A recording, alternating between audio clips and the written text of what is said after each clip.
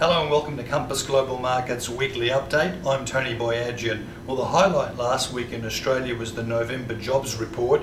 We saw a better than expected rise of 62,000 in the number of jobs created in the month of November. The annual growth rate now in employment is like 3.2%. It's quite strong. Now, the RBA hopes that wages growth will pick up in 2018.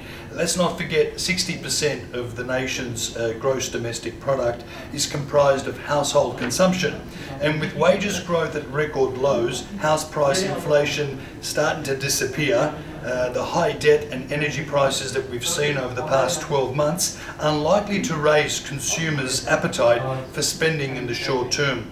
So weak inflation ensures there's going to be no change to the Reserve Bank of Australia's official interest rate outlook until the second half of next year.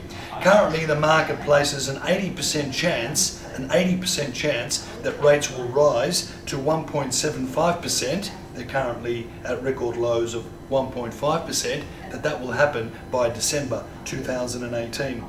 Now, recently the Australian government has forecast a narrower budget deficit in its MyEFO latest economic outlook for 2017 and 18.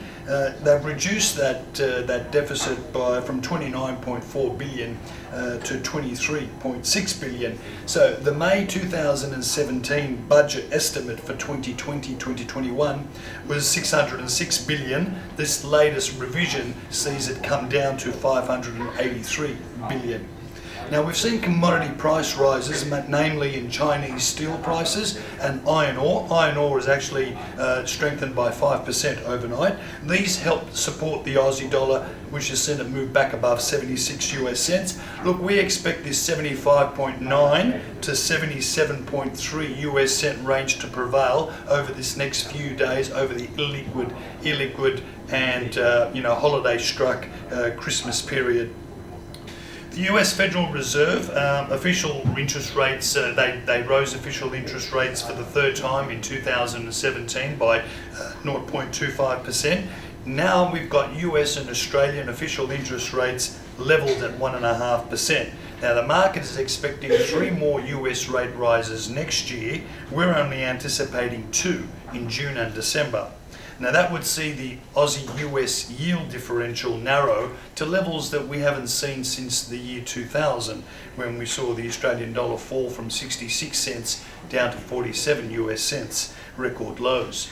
But focus tonight will be on the US House, and on Thursday will be the US Senate's decision on passing the tax reform bill in Congress.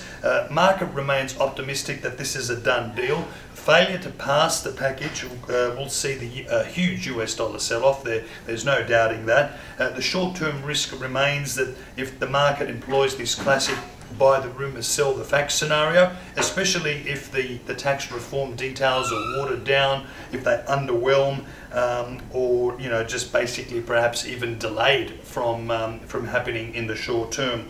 The big question that we asked last week, I continue to ask this week: will the US impending tax cuts provide further stimulus to the economy, or will it just add to their huge debt burden? This question has to be answered by some US senators who were recently asking for some advice that the budget deficit in the US will not increase. They have certainly backflipped. All I can say is there must have been some rewarding incentives involved in order for them to backflip.